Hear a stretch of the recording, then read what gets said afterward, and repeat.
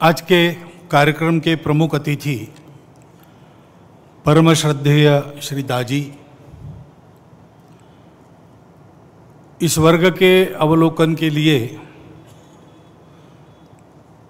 देश भर से यहाँ पर उपस्थित विशेष निमंत्रित अतिथिगण,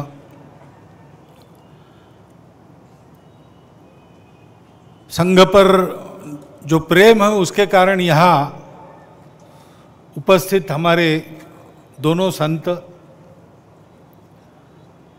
माननीय सर्वाधिकारी जी, विदर्भ प्रांत के माननीय संघ चालक जी, नागपुर महानगर के माननीय संघ चालक जी, उपस्थित अन्य अधिकारीगण, नागरिक सज्जन, माता भगिनी एवं आत्मीय स्वयंसेवक बंधु,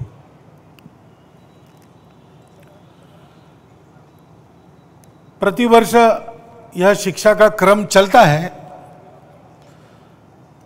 परंतु 2 वर्ष से कोरोना के कारण स्थगित था। प्रशिक्षण स्थगित नहीं हुआ, इस प्रकार का कार्यक्रम नहीं हुआ, मैदान में शाखाएं नहीं लगी, घरों में लगी, लेकिन संघ कार्य बंद नहीं था। कोरोना में हमारे कार्यक्रम बदल गए। कोरोना पीड़ितों की सेवा, यही हमारा कार्यक्रम बन गया और देश भर के लाखों स्वयंसेवकों ने संपूर्ण समाज के साथ मिलकर उसको बहुत अच्छी तरह संपन्न किया। उसमें भी उनका प्रशिक्षण ही हुआ, क्योंकि कार्यक्रम आपको दिखने में अलग अलग दिखते हैं। यहाँ लाठी काठी आपको दिख रही, यष्टि दिख रही है, संचलन समता दिख रही, परंतु ये प्रशिक्षण है अपने देश को परम वैभव संपन्न बनाने के लिए जो आवश्यक योग्यता है उसको प्राप्त करने का प्रशिक्षण है। जिन बातों का उल्लेख और श्रद्धेय दाजी ने अपने भाषण में किया, वही बातें हैं। इस कालावधि में हमारा संपर्क समाप्त नहीं हुआ, उल्टा बढ़ा। बाद में राम जन्मभूमि के लिए धन संग्रह करना पड़ा तो बहुत अधिक गांवों में, 4 करोड़ से ऊपर गांवों में हमारे स्वयंसेवक पहुंच गए, परिचय हो गया, संपर्क हो गया। उसके फलस्वरूप इस बार जो वर्ग था, अभी यहां उपस्थित है, इससे दुगनी संख्या इसमें आने के लिए तैयार थी, लेकिन यहां सबकी व्यवस्था एक समय में नहीं हो सकती। इसलिए इस वर्ग में जो आए हैं वो आ गए, जो शेष है उनके लिए हमको दूसरा वर्ग करना पड़ने वाला है, वो हम करेंगे। परंतु ये सब क्यों चल रहा है, तो वही बात है, भारत माता की जय सारे विश्व में करानी है। क्यों करानी है? हम विश्व विजेता बनना चाहते क्या? नहीं, हमको विजेता वगैरह बनने की आकांक्षा नहीं है। हमको किसी को जीतना नहीं है, हमको सबको जोड़ना है। संघ का कार्य भी किसी को जीतने के लिए नहीं चलता, जोड़ने के लिए चलता है। और भारतवर्ष भी दुनिया में, दुनिया के आदिकाल से अब तक जीता रहा है तो किसी को जीतने के लिए नहीं, सबको जोड़ने के लिए। स्वतंत्रता का 75वां वर्ष चल रहा है। स्वतंत्र में हमारा स्व कौन सा है? यही हमारा स्व है। बहुत प्राचीन समय में कभी हमारे आर्ष पूर्वजों ने अस्तित्व के सत्य को समझा और जाना कि ये सारा अस्तित्व रंग बिरंगी विविधताओं से भरा हुआ वो एक ही शाश्वत, संपूर्ण, एकमेव अद्वितीय सत्य का आविष्कार मात्र है। विविधता ये उस एकत्व की साजा सज्जा है, वो अलगाव नहीं है। आपस में सबका संबंध है, वो आत्मीयता का संबंध है, अपनेपन का संबंध है। और इसलिए इस अपनेपन की भावना से संपूर्ण विश्व को ये सत्य की ओर ले जाने वाला अपनापन मिले, क्योंकि उस सत्य को प्राप्त करने से शाश्वत और कभी फीका न पड़ने वाला सुख मिलता है, जिसके खोज में सारी दुनिया दौड़ती रहती है, वो मिलता है। और हमको प्राप्त हुआ है, सारा विश्व हमारा अपना है, उसको भी प्राप्त होना चाहिए। सबको यह सत्य प्राप्त हो, इसलिए इसी सत्य के आधार पर सत्य, करुणा, शुचिता और तपस, ऐसे जिसको धर्म के 4 पैर अपने यहाँ कहा गया है, इन मूल्यों पर आधारित एक धर्म जीवन भारत में खड़ा किया, वो हमारा राष्ट्र जीवन बना। हम राष्ट्र है क्यों है? किसी भाषा के कारण नहीं है, किसी पूजा के कारण नहीं है, किसी एक जगह रहने वाले हमें इसलिए नहीं है। हमारे सामने एक समान लक्ष्य है, एतद्देश प्रसूतस्य सकाशात अग्र जन्मनात् स्वम स्वम चरित्रम शिक्षेरन पृथिव्याम सर्वमानव। मनुष्य का जीवन कैसा हो, दुनिया के लोग आए, और हम जो दुनिया के सबसे प्राचीन देश है, हमारा दायित्व है हमारे को देखकर एक एक को वो शिक्षा मिलनी चाहिए, ऐसा जीवन हमारा होना चाहिए। ये एक समान उद्देश्य भारतवर्ष के सब पंथ संप्रदायों के सामने, सब भाषा बोलने वालों के सामने, सभी प्रदेशों में निवास करने वालों के सामने, सभी खान पान रीति रिवाज वाले लोगों के सामने है। यहां तक कि मेरा दावा है कि जिन्होंने कुछ ऐतिहासिक कारणों से विदेश से आई पूजा को स्वीकार किया, उनके भी अंतर्मन से जब आवाज निकलती है तो उनके सामने यही लक्ष्य होता है, क्योंकि वो भारत। इस बात की आज दुनिया को आवश्यकता है, क्योंकि सबको साथ लेकर आगे कैसे बढ़ना, जोड़ने वाला क्या है, इसकी प्रतीति दुनिया में नहीं है। थियरी है, एक्सपीरियंस और प्रैक्टिस नहीं है। उसकी परंपरा भारत में आज तक अखंड चलती आ रही है। सब प्रकार के परिस्थितियों में वो कभी खंडित नहीं होती। वही आध्यात्मिकता और उसके आधार पर खड़ा हुआ यह धर्म, जिसको आजकल लोग हिंदू धर्म कहते हैं, वास्तव में वो तो मानव धर्म है, विश्व धर्म है। युगों से इस भूमि में उसका संगोपन, संरक्षण, संवर्धन हुआ, और इस भूमि की इस परंपरा में रहने वाले आज के लोगों को दुनिया हिंदू कहती है, इसलिए वो हिंदू धर्म है। इस भूमि में हम रहते हैं तो इस भूमि ने हमको ये सिखाया, क्योंकि सुरक्षित भूमि थी, बाहर से कोई आने का नाम लेना कठिन था पुराने जमाने में। पर्वत और सागर पर रख करके कौन आएगा, और इसलिए यहां पर पले बढ़े लोगों को अपने अस्तित्व के लिए या अपनी सुरक्षा के लिए किसी से कभी लड़ाई झगड़ा नहीं करना पड़ा। इतनी समृद्धि थी, इतनी सुरक्षा थी, ये हमारी मातृभूमि ने दी है। उसके आधार पर उस सत्य का साक्षात्कार और उसको सारी दुनिया में देने के लिए आवश्यक सद्गुण संपदा रखने वाला संगठित समाज, उस समाज के आधार पर राष्ट्र की निर्मिति बहुत प्राचीन समय में हमारे यहां हुई। ओम भद्रम इच्छन्त ऋषिय स्वर विदा तपो दीक्षा मुपसे दुरग्रे ततो राष्ट्रम बलम ओजश्च जातम, ये इतिहास हमारे यहां रिकॉर्डेड है वेदों में। हमारा राष्ट्र, हमारा बलोज विश्व का कल्याण चाहने वाले ऋषियों के दुर्धर तप से हुआ है, अपनी सुरक्षा के लिए नहीं हुआ है, अपनी स्वार्थ के लिए नहीं हुआ है।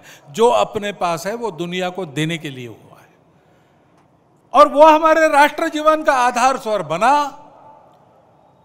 समय का चक्र चलता रहा, कभी अनुकूलता, कभी प्रतिकूलता, कभी अच्छे दिन, कभी खराब दिन, कभी विश्व पर राज्य कर रहे, कभी विश्व के राजाओं से पीटे जा रहे। ऐसी सब परिस्थितियों में हमारे राष्ट्र जीवन का ये सूत्र अभी तक कायम है और अब फिर से अग्रसर हो रहा है। उस सनातन राष्ट्र के हम राष्ट्रीय हैं, वही धर्म, जो समन्वय सिखाता है, जो संतुलन देता है, जो सबको साथ लेकर सबकी उन्नति करना जानता है। सबकी उन्नति में अपनी उन्नति देखो, अपनी उन्नति से सबकी उन्नति हो, ऐसी उन्नति को वो हमारा स्व है। उसके आधार पर अपने देश के सारे तंत्र को हमको फिर से देखकर स्थापित करना होगा, क्योंकि हमारे देश का प्रयोजन ये है। हमको स्वतंत्रता इस स्व के आधार पर अपना तंत्र बनाकर दुनिया को नया मंत्र देने के लिए हुई है। इस कर्तव्य को पार पड़ने के लिए पहली बात है, इस सत्य को अनुभूति करने वाले, इस सत्य को जानकर जीवन जीने वाले लोग चाहिए। धर्म का संरक्षण दो प्रकार से होता है, उस पर आक्रमण होता है, उससे बचाना पड़ता है, उसके लिए बलिदान भी देना पड़ता है, उसके लिए लड़ाई भी करनी पड़ती है। लेकिन धर्म ये आचरण से बढ़ता है, आचार प्रभवो धर्म। तो ये धर्माचरण चाहिए, आपस में प्रेम चाहिए, आपस में आनंद चाहिए, एक दूसरे के सुख दुख की संवेदना चाहिए।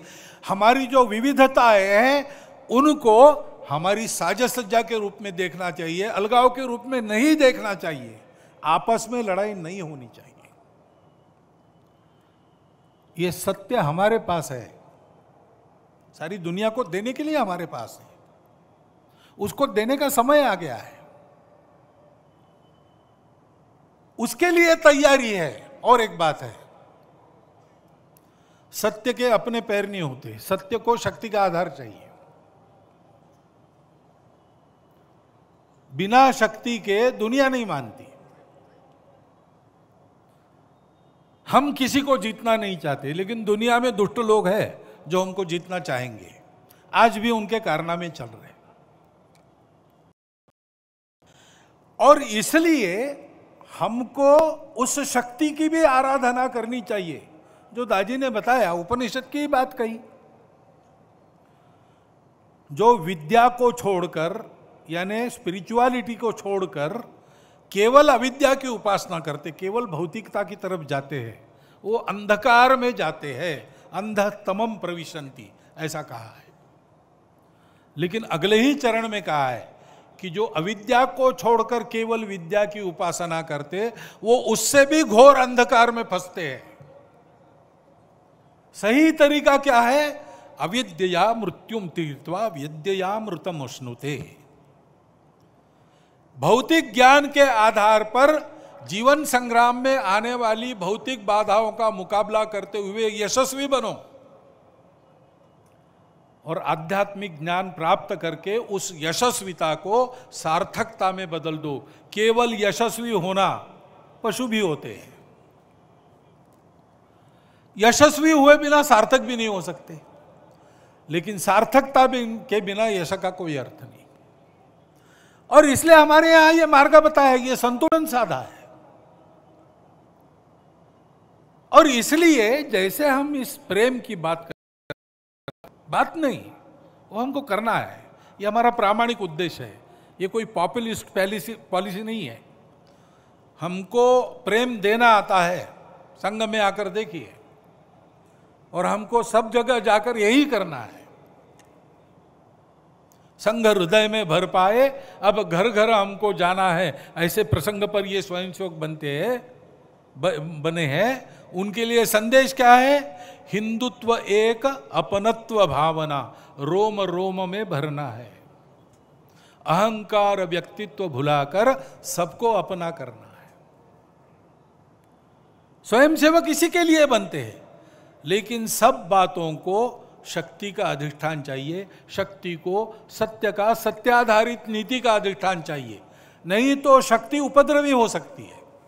शक्ति चाहिए, लेकिन दुष्टों के हाथ में विद्या विवाद आया, ज्ञान मिला, जानकारी मिली, उसका उपयोग लोगों में झगड़े लगाने के लिए, नकारात्मकता उत्पन्न करने के लिए करना दिखाई देता है। धनम मदाय, धनवान हो गए तो ऐसा मद आता है कि उस धन के बल पर कुछ भी करेंगे, कोई लिहाज नहीं रखेंगे। शक्ति परेशान पर पीड़नाय, दूसरों को पीड़ा देने के लिए शक्ति का उपयोग, यह दुष्टों का है। खलस्य, जो नीति विहीन है, जो सत्य पर नहीं चलते, जो अपनत्व को नहीं जानते। परंतु साधुओं का क्या है? साधोर विपरीतम है, तो उनका उल्टा है। ज्ञानाय दानाय च रक्षणाय।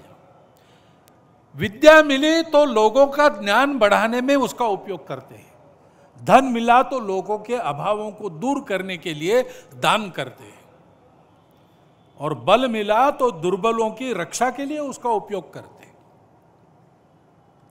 ये नीति नहीं है तो शक्ति उपद्रव बनती है। अभी हम देख ही रहे, लड़ाई चल रही, रशिया ने यूक्रेन पर आक्रमण कर दिया, ठीक नहीं कर दिया, विरोध भी हो रहा है, लेकिन कोई भी यूक्रेन में जाकर रशिया को रोकने के लिए तैयार नहीं है, क्योंकि रशिया के पास ताकत है, वो धमकी देता है, धमकी दे रखी है, इधर आओगे अणु बम चलाऊंगा, डरना पड़ता है। अच्छा, जो कर रहे हैं उनके भी हेतु कहां पवित्र है? वो तो सारे शस्त्रास्त्र यूक्रेन को दे रहे हैं। ये तो ऐसी बात हो गई, पुराने जमाने में पाकिस्तान और भारत को लड़ा के दोनों तरफ से अपने शस्त्रों की परीक्षा करते थे पाश्चात्य राष्ट्र। ऐसा ही कुछ चल रहा है।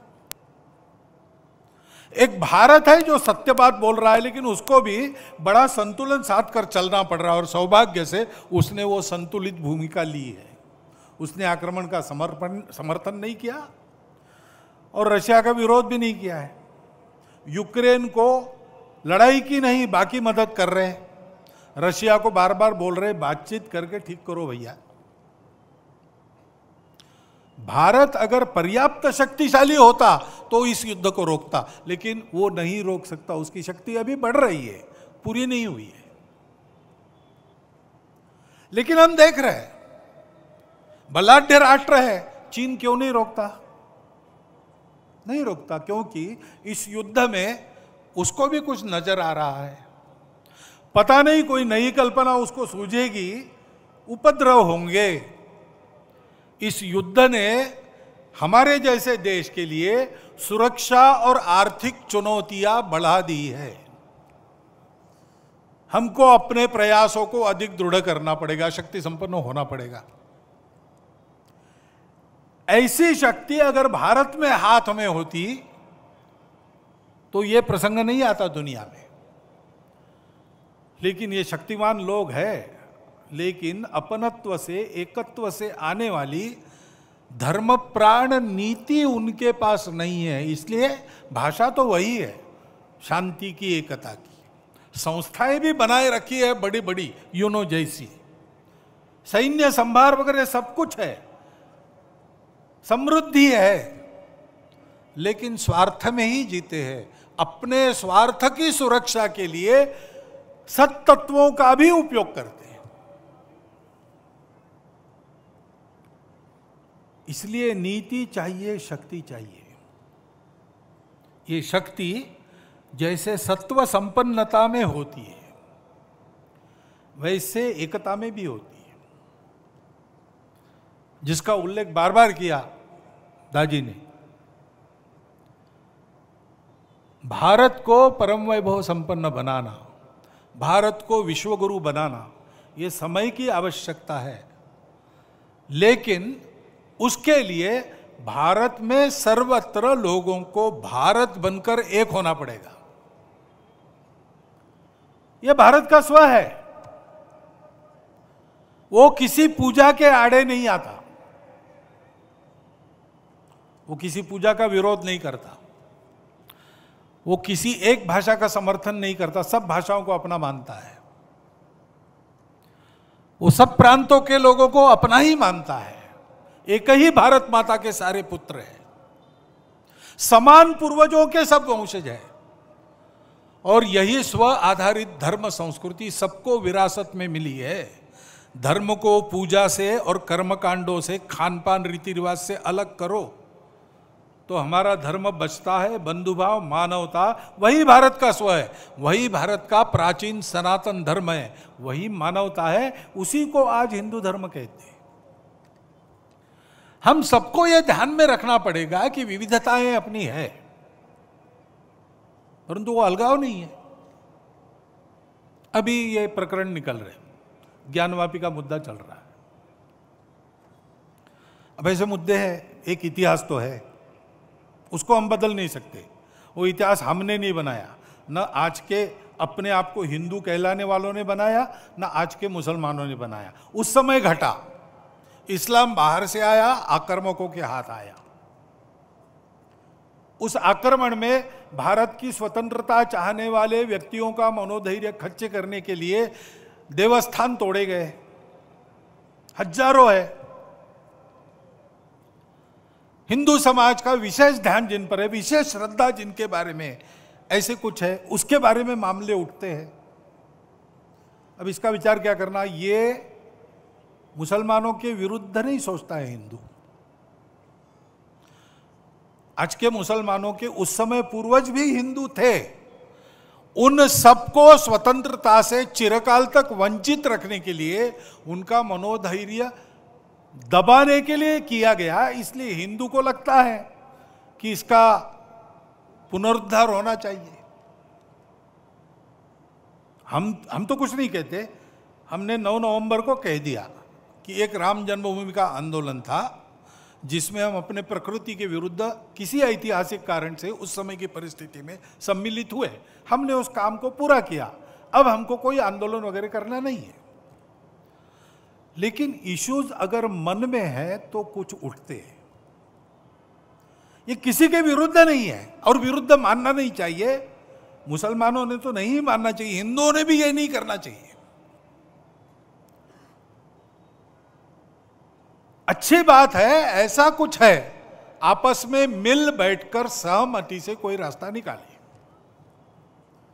लेकिन हर बार नहीं निकल सकता, इसमें कोर्ट में जाते हैं तो फिर कोर्ट जो निर्णय देगा उसको मानना चाहिए। अपनी संविधान सम्मत न्याय व्यवस्था को पवित्र सर्वश्रेष्ठ मानकर उसके निर्णय हमको पालन करने चाहिए। उनके निर्णयों पर प्रश्न चिन्ह नहीं लगाना चाहिए।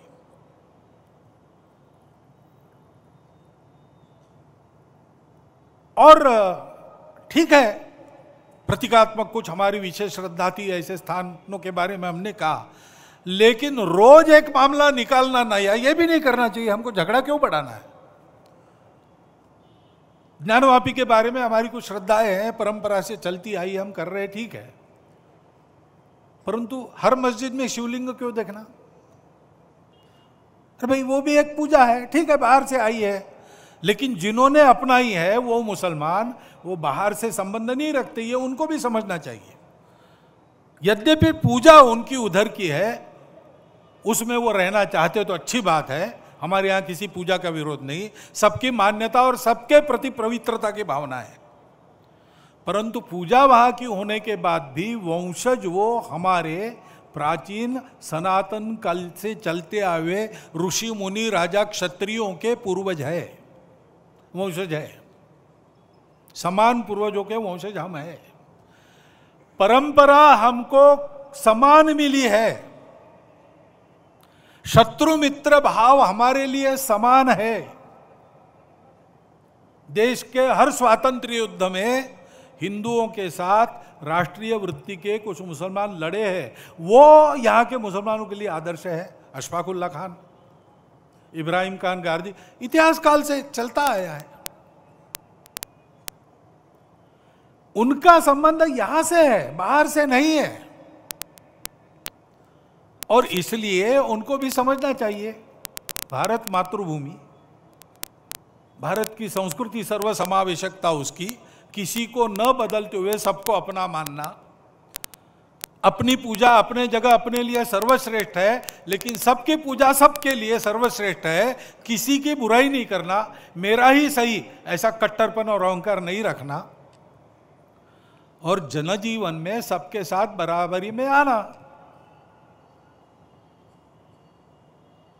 ये मान्य था, इसलिए तो पाकिस्तान बना, तब कुछ लोग चले गए, ये लोग नहीं गए। ये लोग नहीं गए, इसका अर्थ यही है ना, हमारी पूजा अलग हो गई इसलिए हम भारत को छोड़ना चाहते, ये हमको मंजूर नहीं, ऐसे ही सोचा होगा। तो उस भारत के साथ समरस होकर रहना, अलगाव का वही राग फिर से अलापना नहीं, पूजा अलग है इसलिए अपना हित अलग है, ऐसा मानना नहीं। और संपूर्ण हिंदू समाज ने भी यह समझना कि ये हमारे ही पूर्वजों के वंशज, रिश्ते से, हमारे खून के रिश्ते से हमारे भाई, ये अगर वापस आना चाहते तो दोनों हाथ खोलकर हम उनका स्वागत करते, नहीं भी आना चाहते तो कोई बात नहीं, हमारे यहाँ इतने 33 करोड़ देवता है और बढ़ जाएंगे, क्या फर्क पड़ता है, अपनी अपनी पूजा तो सब कर रहे हैं। देशभक्त हो सब लोग, हमारी संस्कृति की उदारता, सर्वसमावेशकता, सबको समान रूप से देखना, अपना मानना, अपने विकास से सबका विकास हो, अपना विकास कोई अलग और विशिष्ट नहीं है, सबके साथ ये देखना। और हमारे वही पूर्वज है जिन्होंने हमको ये विरासत दी, उनके गौरव को मन में रखकर उनके रहन सहन का अनुकरण करते हुए आगे चलना। एकता का तो यही मार्ग है, हमारे संविधान की प्रस्तावना इसी का आदेश देती है, उसमें मार्गदर्शक तत्व है, वो यही बताते हैं। हमने ध्यान रखना चाहिए, समाज में एकता है तो एक दूसरे की संवेदनाओं का सबको ख्याल रखना पड़ेगा। मन वचन कर्म में कोई अतिवादिता आनी नहीं चाहिए। दोनों तरफ से उधर उधर उल जुलुल धमकियां देने वाली बातें अगर होती है, हिंदुओं की ओर से बहुत कम होती है। हिंदुओं ने बहुत धैर्य रखा है, हिंदुओं ने इस एकता के लिए बहुत ज्यादा कीमत भी चुकाई है, देश भी तोड़ दिया है, और फिर भी ऐसे स्वर उठते हैं और उसका विरोध कोई करता नहीं उधर से। इसलिए हमारे जैसे लोग बताते रहते भाई सब अपने हैं, लेकिन उनके मन में एक प्रश्न चिन्ह रहता है, हिंदू के मन में। और इसलिए अपने अपने ऐसे अतिवादी लोगों को टोकना चाहिए। हिंदुओं में टोकते हैं, हम भी कुछ बोल गए तो हमको भी टोकने वाले लोग हैं। हिंदू समाज किसी प्रकार का अतिवाद मान्य नहीं करता है, इसलिए हिंदू समाज में सब लोग आए, यहूदी आए, पारसी आए, विश्व का हर देश जब भी दिग्भ्रमित हो लड़खड़ाया, सत्य की पहचान करने इस धरा के पास आया। भूमि यह हर दलित को पुचकारती, हर पतित को उद्धारती। ये हिंदू के जीवन की परंपरा है, इसको समझकर हिंदू भी अपना हिंदुत्व का आचरण ठीक करे, शक्ति संपन्न हो। जीतना नहीं है किसी को, लेकिन किसी की ओर से जीता भी नहीं जाना है। डराना नहीं है किसी को, लेकिन किसी से डरने की भी नौबत नहीं आनी चाहिए। ऐसा हिंदू रहे और इन सबको गले लगाकर एक राष्ट्र जीवन के समृद्ध प्रवाह में सबको शामिल कर ले। इसके लिए जैसा शील चाहिए, जैसी शक्ति चाहिए, वैसी शक्ति सब में भरने का यह संघ का प्रयास है। अत्यंत आवश्यक, अनिवार्य ये आवश्यकता है देश की, क्योंकि हम सबको भाषा, प्रांत, पंथ आदि की सारी विविधताओं को लेकर एक दूसरे से दूर करना, आपस में लड़ाना और उन झगड़ों की आग पर अपने स्वार्थ की रोटियों को सेकने का उद्योग करने वाले अभी भी कार्यरत है। दुनिया में भी है, देश में भी है। उनके चंगुल में किसी प्रकार के समझदार लोगों को नहीं फंसना चाहिए। लंबा चलना पड़ेगा। आज ऐसा विचार आया, किसी ने बोला और कल बदल हो गया, ऐसा नहीं होगा। कठिन रास्ता है, उबड़ खाबड़ रास्ता है, लेकिन इसमें से जाना पड़ेगा। हम लोग भारत माता की जय करना चाहते हैं, हम लोग आपस में अपनत्व, भाईचारे पर विश्वास रखते हैं, हम लोग भारत को विश्व गुरु बनाना चाहते हैं, तो हमको इस व्रत को लेकर आगे बढ़ना पड़ेगा। सामर्थ्य संपन्न संगठित हिंदू समाज अपने हिंदुत्व की सच्ची प्रवृत्ति के आधार पर देश में क्या सारी दुनिया के कलह द्वेष स्पर्धाएं बंद करके एक नई सुखी सुंदर दुनिया बनाने की क्षमता रखता है। उस क्षमता का, उस गुणवत्ता का जागरण सारे देश में करने का ये संघ का प्रयास 1925 से चल रहा है। कार्यक्रम खंडित हो गए बार बार, लेकिन कार्य कभी खंडित नहीं हुआ, एक एक कदम आगे बढ़ रहा है। आज नहीं तो कल इसको हम यशस्वी कर पाएंगे। आज नहीं तो कल मैंने कहा, लेकिन अब जो दृश्य दिखता है उसमें लगता है कि आने वाले कुछ ही दिनों में संपूर्ण भारतवर्ष का समाज एक होकर, सारे भेद भूलकर, आपस के स्वार्थों को तिलांजलि देकर देश को बड़ा बनाकर दुनिया को सुखी बनाने के उद्योग में लगा है। यह दृश्य अपने कार्य की गति बढ़ाकर और यहाँ उपस्थित निमंत्रित बंधुओं का सहयोग उसमें होकर खड़ा हो सकता है। इतनी परिस्थिति की अनुकूलता आज खड़ी हुई है। एबीपी माझा, उघडा डोळे बघा नीट।